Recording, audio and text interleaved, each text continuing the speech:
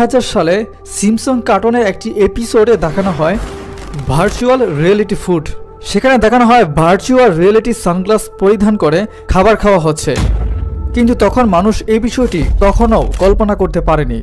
কিন্তু 2023 সালের শেষে 2024 সালের শুরুতে বিশ্বের অনেকগুলো রেস্টুরেন্টে এই রিয়েলিটি ভার্চুয়াল ফুড রেস্টুরেন্ট চালু করা হয়েছে, যারা কিনা এখনও এই বিষয়টি নিয়ে গবেষণা চালাচ্ছে।